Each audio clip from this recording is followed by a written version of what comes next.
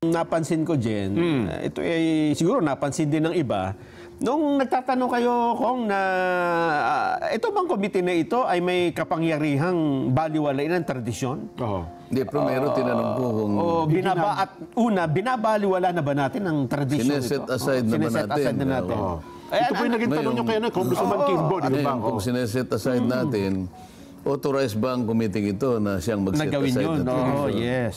Naalala mo kung ano sinagot niya? Simple, no. No eh. No, Your Honor. Ibig sabihin, hindi sineset aside ang tradisyon. Pangalawa, walang karapatan ang committee nila na iset aside ang tradisyon. Sabi niya, the short answer to both questions is no.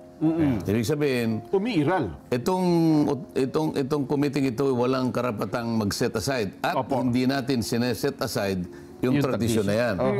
So malinaw na ngayon walang nag-object. Opo. Yan ang pansinin mo. Kasi dapat merong nag-object doon. Kasi nag-rule siya, di ba? Tama po. O walang nag-object, di sana ano na yun, dapat pinatupad niya na mananatili ang ating tradisyon. May galang yung... Ngayon, merong... Nag-break kayo ko, di ba naalala ko, parang bigla kayo... Sabi ko, if that is the answer, may I now move to terminate the consideration of the budget of the Vice President. May nag-object. Ayun. So, okay naman yun. Kaya lang, division of the House, sabi niya. Opo. Yung lahat ng bumoto against my motion, out of order dapat lahat yun. Kasi may... dapat yun ang... dapat nag-rule siya. Yan ang rule ng chairman.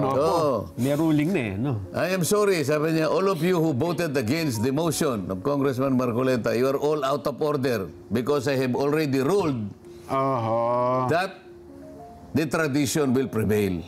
Ibig sabihin, dapat yung motion ko, pinatuloy nila. Yun ang naghari. Kamukha nung ginawa ni Congressman Sandro. Di ba? Sabi niya, on account of the long-standing tradition of extending courtesy to the office of the Vice President, I move to terminate the budget, blah, blah, blah. Opo. Objection, sabi niya. Nag-ano nga yan. May nag-object pa ng mga miyembro ng Makabayan Black noong time yun. Nag-object. Pero na-outvote sila. Ayun. Kasi pinanagutan nila yung tradition. Dapat ganun din ang nangyari. Hindi eh. You are outvoted, sabi niya. So, kanong nire-raise ko, Madam Chair, sabi ko, what happened is inconsistent with your directive. There was a division of the House, sabi niya ganun, and your motion was outvoted. So you are out of order. Ako bang out of order? Samantalang ako nagtanong, kung may karapatan siyang isin, sabi niya, wala. Sineset aside na ba tan? Hindi. Ba't ako na out of order?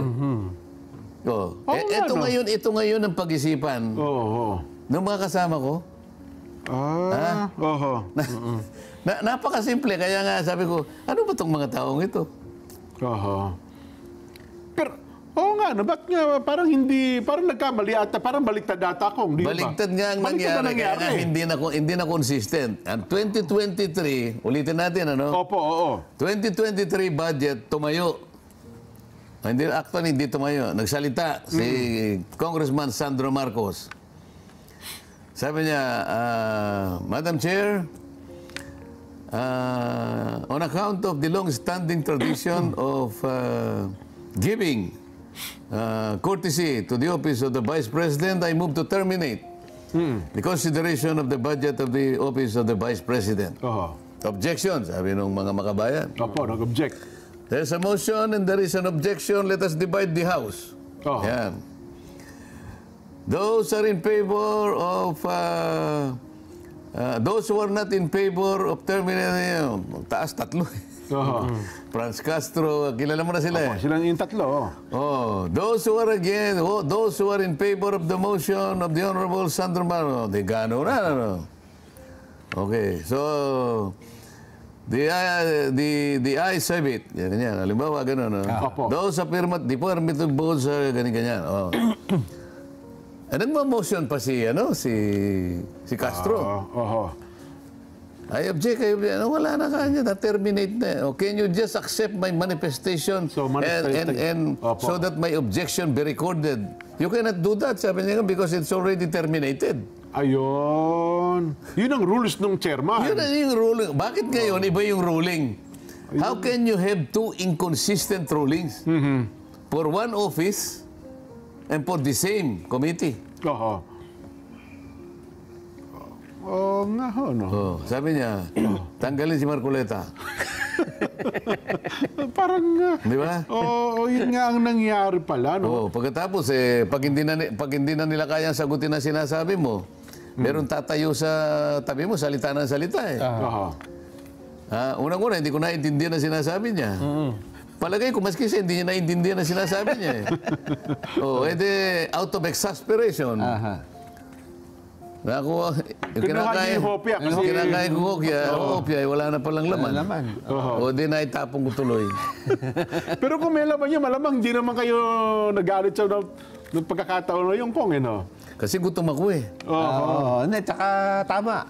Nakakaubos talaga ng energy dyan, yung ganyan. Kasi unang-una, tumatakbo isip mo. Oo. Nagsasalita ka. Yan ang nangyari. So, halimbawa, kayo, mapapansin ninyo, yung inconsistency nung aming pinaggagawa. Isipin mo, parehong committee, parehong budget, at parehong igagalang daw ang tradisyon.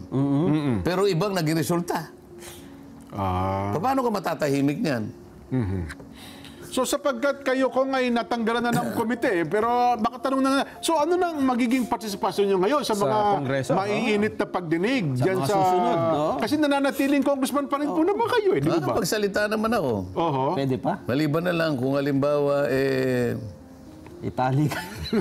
tawagin nila yung aming sergeant at arms. Pag dumating ka niya sa plenary, ano kanya? Itali. Huwag ninyong huwag niyong paanuhin, huwag niyong paupuin dyan. Oho. Kailan po ba ang resume nyo? Kasi tarang 3 linggo lang naman kayo magbe-break, di ba? Ilang araw November lang. 4. So November 4, balik na. Ang na-expect natin by November 4, tapos na yung budget hearing. Wala na, nandun na si Senado sigurado yun. Ayun. Sa Senado naman yung buong November eh. Opo. Kaya nga, halimbawa, binigay ng Senado, balik natin, sabi halimbawa. Oo. Halimbawa lang naman ito. O di magkakaroon ng BICAM ngayon. Oho. O di, gano'n na, ano. Balik natin. Maninindigan yung Kamara doon. Hindi, gusto namin 733 million lang eh.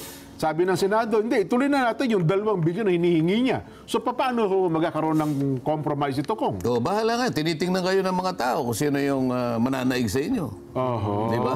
Mananaig dapat yung katwiran. Opo. Well, Yung walang katwiran, yung naglululundag eh. Gusto niya, magtatanong na sila. Teka muna, bakit kayo magtatanong? opo. Sasagot pa nga lang ang Vice President sa COA. Oo. Ang totoo niyan, hindi lamang yung notice of disallowance eh. Meron na rin mga private citizens na pumunta sa Korte Suprema, kinu-question nga yung pagkakagamit daw ng confidential fund. Kaya sumagot na nga yung Office of the President. Oho. Pinasagot din siya ng Office of the Korte. Vice Yun ang President, proseso eh. Opo. So accountable talaga kahit sino, kahit Vice President ka. Di sana sinabi ng Korte Suprema, Mr. Private Petitioner, I am returning your petition because you cannot do this. Okay. Because of the long-standing tradition, you cannot question. You cannot question the manner by which the funds have been utilized. Hindi pwede yun eh. Sabi ng Korte Suprema, okay, Madam Vice President, there is a petition asking you to answer this blah, blah, blah, blah. We are giving you 10 days, ano naman yun, or 15 days within which to file your reply. Ayan. So, ganun ang proseso May eh. proseso. Accountable ka. O may nagdemanda kayo, sasagutin mo yun. Accountable ka eh. COA ay nahabol ka. Magpaliwanag ka. So dito Kong, maliwanag, ano? So dapat nating maunawaan. Kasi baka akala nila kaya nyo ipinagtatanggol na yung punto, mawala yung kanya accountability. Hindi ho ganun, Kong. Yun nga yung pinipilit nitong mga ibang kasama ko na abogado pa naman. Dahil minimislead nila yung tao. Ako ba, sinabi ko ba sa kanila, hindi nyo pwedeng usigin sa kanyang pagkakagamit ng fund kasi may tradisyon. Hindi yun. Hindi Walang ko sinasabi ganun, yun. opo. Ang sinasabi ko doon sa paglalatag lang Ng pondo. nung kanyang pondo, kaya ang tawag natin budget briefing eh. Opo. Hindi budget investigation. Naipagkamali na naman nila yung investigation at saka briefing. Kasi parang may lumalabas ngayon. Hindi, ayaw siguro ni Kong kasi ayaw niyang papanagutin yung pangalawang Pangulo kung meron mang kasalanan. Wala akong ganong usapan, Kong. Di ba? Wala, iba nga yung mag-a-account eh. Ibang opisina yung hahabulin ka talaga niyan. Opo. Kay Korte hahabulin ka. Mukha anong ginawa nila? Nagpetisyon sa Korte Suprema. Nagpapaliwanag ang Vice President. Opo. Oh, meron bang, sinabi ba niya, hindi nyo pwedeng musigin. Vice President, hindi. Opo. Hindi pwede yun.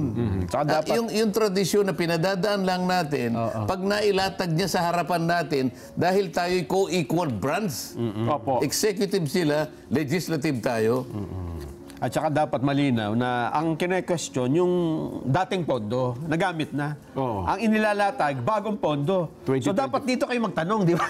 hindi nga Di ganun ba? eh. Ganon? Ngayon, dahil siguro medyo may pagka nainis na rin ang vice. Yun ang nakita ko eh. Sabi niya, so insofar as the 2025 budget is concerned, Yun nga.